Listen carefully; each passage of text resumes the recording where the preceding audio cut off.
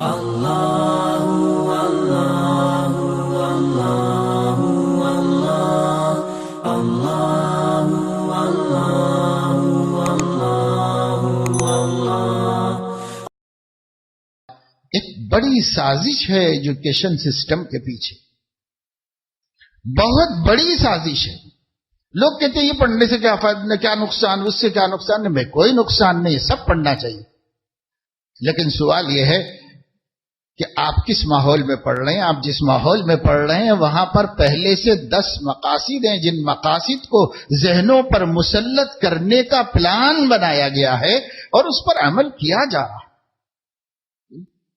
کیسے کیسے مقاصد ہیں وہ بھی تاریخ میں موجود ہیں، اب انٹرنیٹ کے اوپر موجود ہے وہ مقاصد۔ اس میں ایک مقصد یہ ہے بچوں کو شروع سے یہ سکھا دیا جائے کہ جب ان کے ماں باپ ان کو کوئی بات کہیں تو وہ یوں جواب دیں کہ ہم نہیں کرنا چاہ رہے، آپ ہمارے اوپر زبردستی نہ کریں۔ یہ سکھایا جائے ان کو، میں نہیں پسند کرتا، آپ کیوں میرے معاملے میں دخل دیتے ہیں۔ ماں باپ کو یہ جواب دینا سکھانا بھی ان 10 مقاصد میں داخل ہے کہ یہ مزاج بنا دینا چاہیے بچوں کا۔ تو علماء آپ کو بہت برے لگے، لیکن علماء نے اتنا ہی کہا تھا سب پڑھو، ساری دنیا کا علم سیکھو، لیکن ان کے جو مقاصد ہیں ان سے اپنے کو بچانے کا راستہ اختیار کرو۔ وہ ہم نے اختیار نہیں کیا، تو آج مسلمان وہ بول رہا ہے جو ان سے بلوایا جا رہا ہے، جو ان کے باپ داداؤں کا عقیدہ نہیں تھا، لیکن مسلمان بول رہا ہے، کھل کے بول رہا ہے، سخت مخالفت کر رہا ہے اسلامی احکامات کے۔ مسلمان مرد، مسلمان عورتیں ان کے مخالفت کرتے ہیں۔ ان مقاصد میں ایک مقصد یہ تھا کہ تعلیم کا دین سے کوئی تعلق نہیں، اس کو اتنا کہا جائے کہ ان کا عقیدہ بن جائے، ذہن میں اتر جائے۔ ایجوکیشن کا مذہب سے کوئی تعلق نہیں، اس بات کو خوب دہرایا جائے ماحول میں، تاکہ بچہ شروع ہی سے یہ مان لے کہ مذہب الگ چیز ہے، وہ کہیں مسجد وزید میں جا کے دیکھو، مندر میں دیکھو، چرچ میں دیکھو، لیکن علم سے اس کا کوئی تعلق نہیں، علم سے بالکل کاٹو اور الگ۔ ایک چیز یہ بھی اس کے اندر تھی کہ تہذیب بدلی جائے، وہ تہذیب جس سے شہوانیت کو عروج ملے اور لوگوں کے اندر ایک دوسری صنفوں کی طرف جھکاؤ فطرت میں تو ہے ہی، لیکن وہ بے محابہ اور بے حیا ہو جائے، کھلے عام ہو جائے۔ اس کو بھی مقاصد میں شامل کیا گیا۔ آپ سوچتے ہوں گے کہ ایک عقل مند ان باتوں کو کیسے مقصد بنا سکتا ہے، لیکن بنایا گیا، اور گزشتہ 300 سال سے مسلسل انہی مقاصد پر ایجوکیشن سسٹم کو چلایا گیا، جس سے ہر قوم برباد ہوئی، مسلمان بھی تباہ ہوا، مسلمان بھی تباہ ہوا۔ ایسا نہیں کہ صرف مسلمانوں کو نقصان پہنچایا گیا ہے، نہیں، وہ تو ایک سسٹم لانا چاہتے ہیں نا۔ آپ کو پتا ہے کہ یہودی یہ چاہتے ہیں کہ ایک کرنسی ہو، ایک کلچر ہو، اور ایک گورنمنٹ ہو، حکومت ہو، order, world order, one governing وغیرہ کیا کیا بولتے ہیں، یہ سب ہے آپ کے پاس علم میں۔ وہ یہی چاہتے، اس کے لیے انہوں نے جو بیس اختیار کیا وہ اسکول ایجوکیشن کا بیس اختیار کیا، وہاں سے ذہن بدلتے بدلتے بدلتے یہاں تک لائے۔ اب لوگوں کو عقل مندی وہی معلوم ہوتی ہے جو زہر ان کے ذہن میں گھولا گیا ہے، وہی، ارے اس میں کیا حرج ہے، یہ تو اچھی بات، اس میں کیا حرج ہے، یہ تو کوئی بات نہیں، یہ تو کوئی خاص بات نہیں، ایسی۔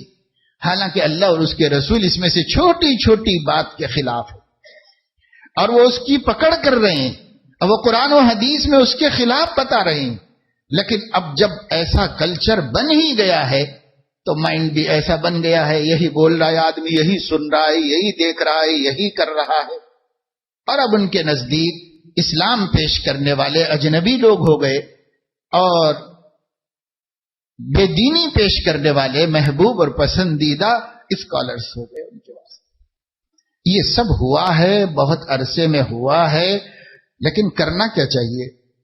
تو کرنا یہی چاہیے کہ ہم مسلمان اپنے دین کے بارے میں سچے ہو جائیں، وفادار ہو جائیں اسلام کے، اسلام کی مغربی تعریف نہیں مانے، اسلام کی نبوی تعریف مانے، اسلام کا مغربی کلچر نہ مانے، اسلام کا مدنی کلچر مانے۔ آقا کی زندگی میں صحابہ کا کلچر کیا تھا، وہ کس طرح زندگی گزارتے تھے، ان کے ہاں کیا چیزیں اہمیت رکھتی تھی، کیا چیزوں کی اہمیت نہیں تھی، سب وہیں سے دیکھیں، کیونکہ ہمارے لیے دین اسی وقت بنایا گیا تھا، اسی ماحول میں بنایا گیا تھا، اس کو زبان سے بھی اسی ماحول میں بتایا گیا تھا، عمل سے بھی اسی ماحول میں دکھایا گیا تھا۔ جن آنکھوں نے نبی کو دیکھا تھا ان سے زیادہ کسی نے دین کو نہیں سمجھا، اس لیے صحابہ کرام کے تصور دین کو اختیار کریں۔ صحابہ کرام کا تصور دین جب ہم اختیار کریں گے تو ہمارے پاس صحیح دین ہوگا۔ اور یہ تو ایک عام بات نکل گئی اور میں نے آپ کے سامنے رکھی، اس پر بھی کافی غور کرنے کی ضرورت ہے۔ پڑھے لکھے گھرانوں کو، پڑھے لکھے مسلمانوں کو جو تعلیم یافتہ ہیں، ان کو کافی غور کرنے کی ضرورت ہے۔ کہیں غیر شعوری طور پر ان کو نبی کے راستے سے ہٹا کر کسی اور راستے پر تو نہیں ڈال دیا گیا ہے، اس پر ان کو غور کرنے کی ضرورت ہے۔ غور کریں گے تو انشاءاللہ یہ فرق سمجھ میں آئے گا، اور ہر مومن کو سمجھ میں آئے گا، ہر عقل مند کو سمجھ میں آئے گا فرق۔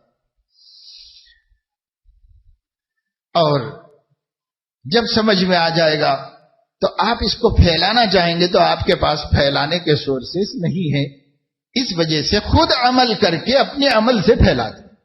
یہ بات جب تک اپنی نسلوں کی گٹھی میں نہیں اتاری جائے گی، جب تک یہی بات اپنے گھروں میں روزانہ کہیں سنی نہیں جائے گی، اور جب تک ہمارے سامنے پلنے والے بچوں کا انگ انگ اور رونگٹا رونگٹا اس سے آشنا نہیں ہو جائے گا کہ کائنات میں اگر کوئی ہیرو ہے، کوئی پسندیدہ شخصیت ہے، کوئی محبوب ہستی ہے تو وہ سیدنا محمد الرسول اللہ کی ہے۔ یہ جب تک ان کے دلوں میں نہیں بٹھایا جائے گا، اسکول کے ماحول کے زہریلے اثرات سے، اسلام دشمن اثرات سے اپنی نسلوں کو بچایا نہیں جا سکتا، نہیں بچایا جا سکتا۔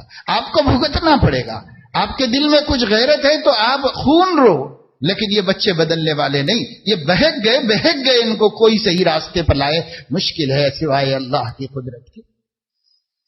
اس وجہ سے ہمیں کام غلطی اپنی ہے، جتنی خرابیاں معاشرے میں نظر آ رہی غلطی ہماری، ہم نے نہیں آشنا کیا تھا ان کو اپنے آقا کی تہذیب سے، اس وجہ سے یہ غلطی نظر آ رہی سماج میں۔ جو ہم کوسیں بچیوں کو، ہم بچوں کو کوسیں کہ صاحب ایسا کر رہے، ویسا کر رہے، ویسا کر، کیوں کر رہے؟ جب وہ ہمارے چھوٹے تھے، ہماری ہر بات مان سکتے تھے، تب ہم نے ان کو اپنے نبی کے قدموں میں نہیں پہنچایا۔ اب جب وہ ہماری بات نہیں مانتے، وہ اپنے کو بڑا ماننے لگے ہیں، جوان ہو گئے ہیں، تو اب ہم ان سے کیا توقع رکھیں کہ وہ اب مانیں گے؟ جب وہ مان سکتے تھے تب ہم نے ان کو منوایا نہیں۔ یہ ہے ہمارا قصور، ہر جگہ ہر گھر یہی قصور ہے۔ اس قصور کو مانیں، آگے ہم کوشش کریں کہ اب جو بچے ہمارے گھروں میں وجود پا رہے ہیں، اب جو بچے گھروں میں پیدا ہو رہے ہیں، ہماری آنکھوں کی ٹھنڈک بن رہے ہیں، اللہ کی اس نعمت سے اپنی آنکھوں کی ٹھنڈک کا سامان بھی کریں، اور ان بچوں کو اللہ تعالی اور اس کے حبیب کی آنکھوں کی ٹھنڈک بنا۔ اپنی ہی آنکھیں ٹھنڈی نہ کریں کہ اللہ نے بیٹا دیا، اللہ نے بیٹی دی، پڑھائیں گے لکھائیں گے، ان کو دیکھ کے خوش ہوں گے، غم غلط کریں گے، بیماریاں دور ہوتی ہیں اپنے بچوں کو دیکھ کے، کیا کیا نہیں ملتا بچپنے میں۔